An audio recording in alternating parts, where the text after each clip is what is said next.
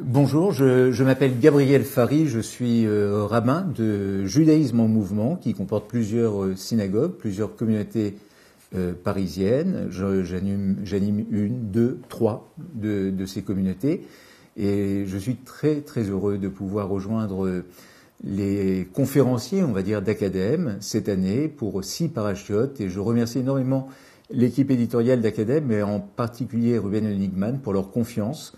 Et j'espère être à la hauteur de cette confiance en vous présentant régulièrement mon commentaire de la paracha qui ne vaut que comme étant mon commentaire. C'est peut-être la beauté lorsque l'on rentre dans l'étude de la Torah et dans sa compréhension, c'est qu'il y a des entrées qui sont multiples. On nous dit qu'il faudrait au moins pouvoir comprendre la Torah de 70 façons.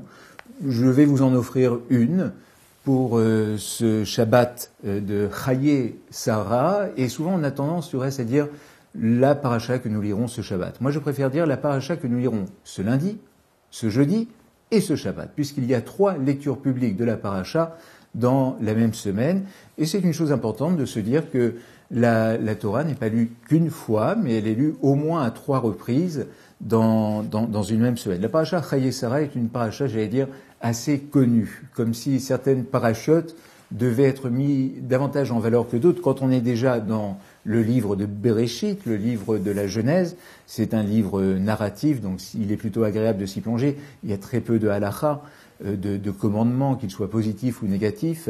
Donc ce n'est pas un livre, on va dire, moralisateur, comme pourraient l'être d'autres passages de la Torah, mais c'est réellement le récit fondateur du peuple juif, des Hébreux à ce moment-là, et ensuite du peuple juif. Donc tout cela parle à chacun d'entre nous, a fortiori, comme de la même façon que nous sommes dans cette paracha Chayei Sarah, dans l'histoire de nos patriarches, Avot et Imaot, les patriarches et les matriarches, eh bien nous sommes vraiment dans le fondement même de ce qu'est notre histoire. Et lorsqu'on évoque Abraham et Sarah, et vraiment je veux associer les deux, on va voir qu'on ne peut pas les dissocier en tout cas dans cette paracha, eh bien, c'est vraiment le socle de notre vie en tant que juif aujourd'hui et de notre rapport particulièrement à Dieu, puisque Abraham est celui qui a en quelque sorte découvert Dieu, découvert l'idée d'un Dieu unique et aura fait vivre ce qui semblait être une hérésie à l'époque, que de ne pas être païen, polythéiste et de ne pouvoir croire qu'en un seul Dieu.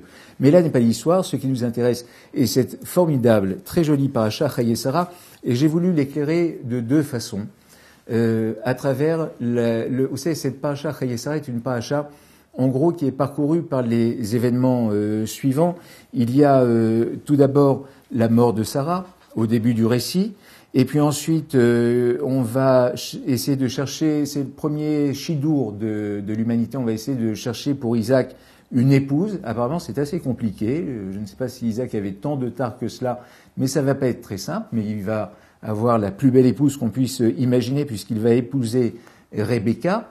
Vous savez, cette femme, cette puisatière en quelque sorte, qui avait des cruches d'eau, c'est quelque chose de très symbolique, et qui venait apporter la vie et désaltérer les personnes. Et beaucoup de midrashim disent à quel point elle était d'une grande beauté. Eh bien, Isaac va avoir la chance de pouvoir l'épouser. Et puis, on n'en a pas fini avec les mariages, puisque Abraham, qui est déjà un homme très très très âgé, va se remarier après avoir pleuré et enterré Sarah, et il va avoir de nouveau des enfants, mais des enfants qui ne vont pas avoir le même statut que les premiers. Et puis finalement, cette paracha qui commence sur la mort de Sarah va se terminer sur la mort d'Abraham.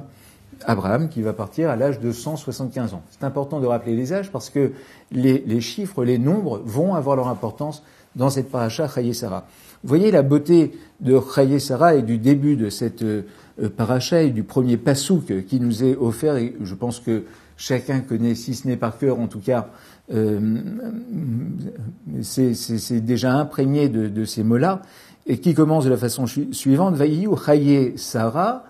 Voici que, c'est un petit peu difficile, que les vies de Sarah, c'est ici un pluriel, les vies de Sarah furent de Mea Shana, 100 ans, Ve Esrim Shana, et de 20 ans, Ve Sheva Shanim, et de 7 ans. Et l'on pourrait se dire que c'est peut-être prendre le lecteur de la Torah pour quelqu'un d'un petit peu simple d'esprit, en se disant, écoutez, maintenant il faut qu'on fasse une addition qui n'est pas très très complexe. On va additionner 20 à 100 et 7 à 120 et on va arriver à 127 ans et on peut s'interroger en se disant, mais pourquoi on ne nous dit pas dès le début que Sarah est morte à 127 ans? Et puis d'abord, on ne nous parle pas de sa mort, on nous parle de sa vie. La mort n'est pas présente. Est-ce qu'il y aura un déni à ce moment-là? Est-ce que l'on n'oserait pas parler de la mort, comme on en parlera plus tard pour celle d'Abraham? Nous y reviendrons dans quelques instants. En tout état de cause, ce qui est intéressant ici, c'est de voir que lorsque l'on évoque le personnage de Sarah, on ne peut se résoudre pleinement à sa mort, mais plutôt à évoquer les moments de sa vie. Je dis bien les moments de sa vie, car lorsqu'on décompose les temps de sa vie en 3 périodes, eh bien, on pourrait considérer pour nous-mêmes, vous savez, le principe du Kal vachomer, c'est-à-dire que si ça s'applique de cette façon-là, a fortiori, ça peut s'appliquer pour tout le monde, eh bien, on pourrait tout à fait envisager pour chacun d'entre nous que notre vie n'est pas linéaire. Je suis toujours assez surpris, peut-être l'êtes-vous, en allant dans un cimetière, au fond d'avoir très peu d'informations sur les personnes qui se trouvent dans une tombe. Il y a écrit son prénom, son nom, sa date même pas sa date, l'année de naissance et l'année de sa mort. Point. Et il faut se débrouiller avec ça. Et ensuite, vous allez avoir des gens qui vont venir en disant, vous savez, c'était un grand monsieur ou c'était une grande dame qui a fait ceci, cela, mais on n'a pas d'informations là-dessus. Et ici, cette idée de décomposer l'âge, 100 ans, 20 ans et 7 ans, c'est déjà de dire, attention, la vie de Sarah ne se limite pas à 2 dates, celle de la naissance et de sa mort. Il y a eu dans sa vie des étapes qui ont été des étapes marquantes, qui ont compté. On ne va pas les détailler ici, mais on peut les retrouver. Et peut-être aussi sur ces 7 dernières années de vie qui ont été les plus compliquées, les plus terribles pour elle et qui ont probablement entraîné sa mort, puisque le récit biblique nous dit, et c'est une chose qui est toujours intéressante, quand vous regardez dans la Torah, quand une paracha commence avec le Vav, comme, à vrai dire, la paracha précédente, Vayera, mais la paracha précédente, on n'a pas noté ce Vav d'une façon particulière, mais quand une paracha commence par le Vav, nos maîtres nous disent qu'elle est toujours à relier à la paracha précédente. Ce « et » vient nous indiquer que on ne peut rien comprendre si on n'a pas compris la paracha précédente. Et que nous dit Vayera? Alors, je ne vais pas vous refaire la paracha précédente, cela a été fait d'une formidable manière par la personne qui m'a précédé ici même. C'est que dans la paracha précédente, et à la fin de cette paracha, se trouve un événement absolument terrible pour une femme, pour une mère, puisque l'on vient annoncer, sans qu'elle n'ait pu le voir, on vient annoncer à Sarah que son fils Isaac est mort en ayant été sacrifié. Et que celui qui l'a sacrifié, qui a porté le coup fatal, était son père, Abraham, c'est-à-dire son mari.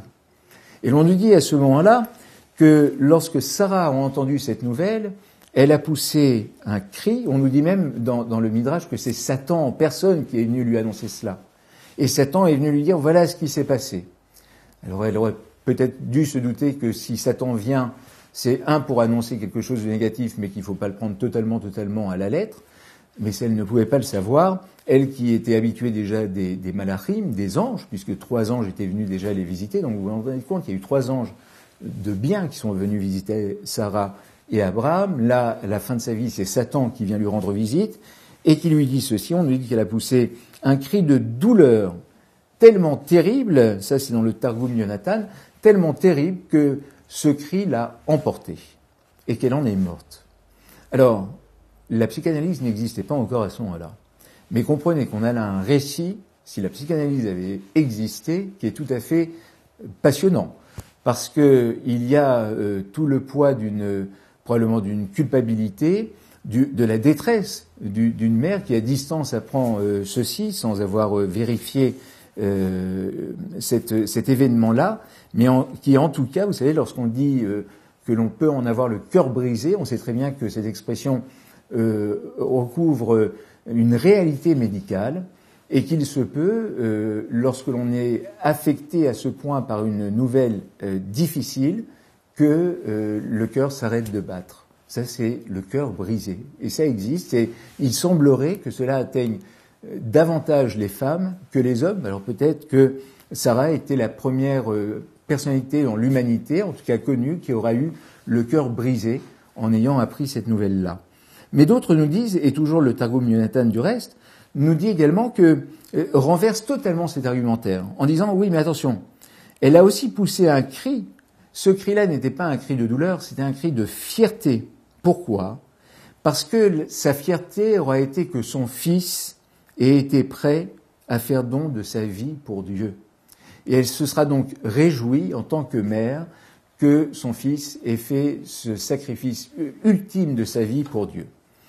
Vous savez, honnêtement, on est toujours très mal à l'aise avec l'histoire des sacrifices humains qui n'appartient à rien dans le judaïsme et qui, hélas aujourd'hui, sans aller beaucoup plus loin dans cela, lorsqu'on pense à un sacrifice humain au nom de Dieu, l'on pense à d'autres cultures qui ne sont pas la nôtre et en tout cas à des extrémismes que tout le monde condamne généralement et l'on ne va jamais considérer qu'il y ait quelque chose de positif à volontairement donner sa vie pour Dieu, mais bon, le Targum Yonatan, toujours le même, va considérer qu'il y avait probablement cette fierté qui est là. Et puis, j'aimerais conclure un petit peu sur ce passage-là de Chaye Sarah, avec une lecture différente de celle que l'on fait habituellement. C'est que la mort de Sarah intervient juste après l'annonce de la naissance de Rivka, de Rebecca. Et dans le Talmud, il y a un très joli texte qui nous enseigne, du reste on va le retrouver à plusieurs reprises, c'est un texte auquel je suis très très attaché, qui nous dit la chose suivante, qui nous dit que Dieu a voulu que sur cette terre, il y ait un certain nombre de tzadikim, un certain nombre de justes. Dieu seul connaît le nombre de justes qu'il a voulu sur cette terre. Nous n'avons pas connaissance. En tout cas, il fait en sorte que lorsqu'il retire la vie d'un tzadik, la vie d'un juste, eh bien, il y ait un autre juste qui arrive, non pas pour prendre sa place au sens propre, mais au sens symbolique, pour que ce nombre de justes demeure tout à fait constant, comme Dieu l'aura souhaité. Et j'aime énormément cette idée parce que souvent, lorsque nous sommes absolument attristés par le départ de l'un des nôtres, eh bien, l'on essaye de se consoler en se disant que dans les mois qui ont précédé, est venu dans la famille un petit enfant ou une petite fille qui viendra dans cette famille rendre un certain équilibre et qui assurera ce nombre constant de tzadikim. Cela me plaît beaucoup et un signe de réconfort souvent lorsque l'on est totalement désemparé par le départ de l'un des nôtres.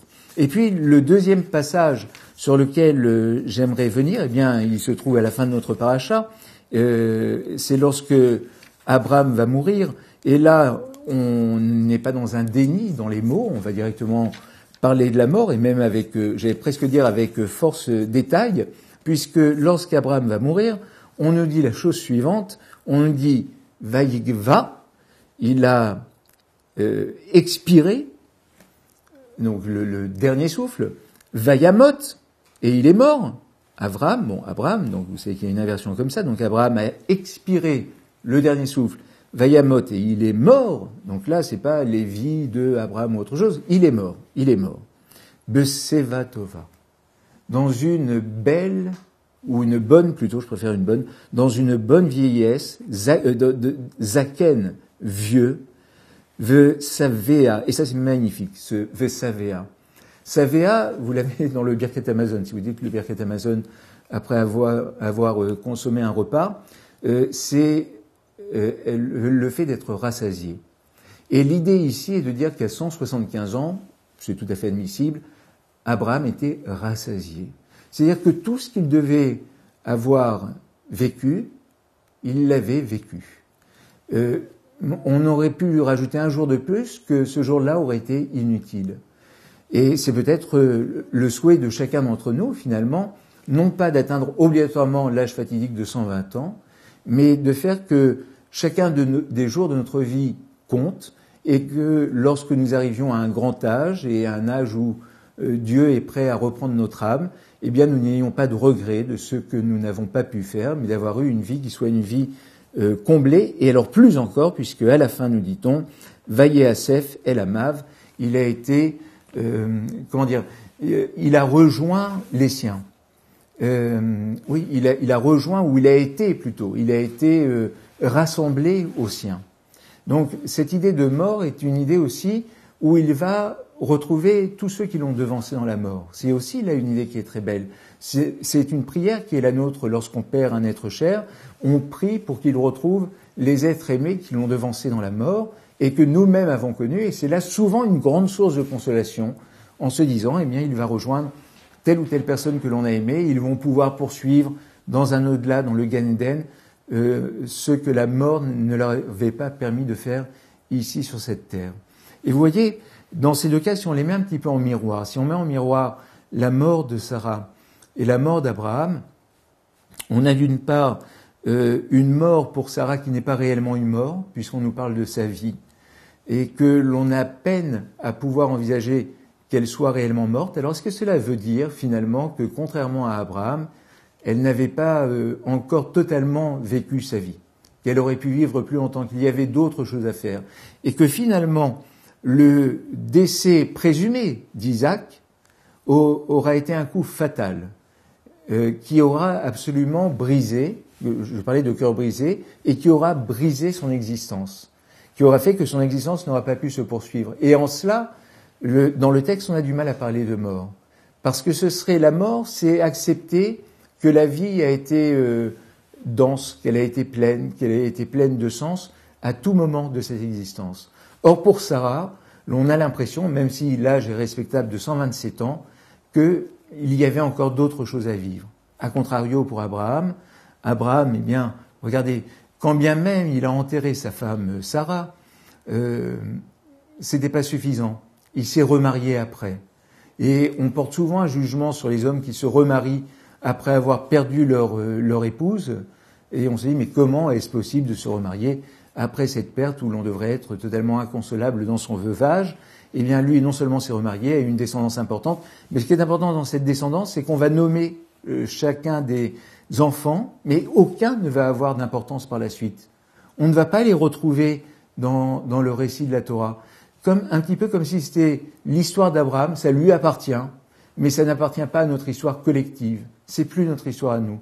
Ça, c'était plus son plaisir à lui, dans sa vieillesse, dans son vieillage, que de pouvoir refaire sa vie avec une femme plus jeune. On a tous les clichés finalement que l'on pourrait avoir aujourd'hui et où on serait à raison, à tort ou à raison, plein de jugements lorsque l'on verra un homme d'un certain âge refaire sa vie avec une femme beaucoup plus jeune, avoir des enfants, tout cela après avoir été veuf.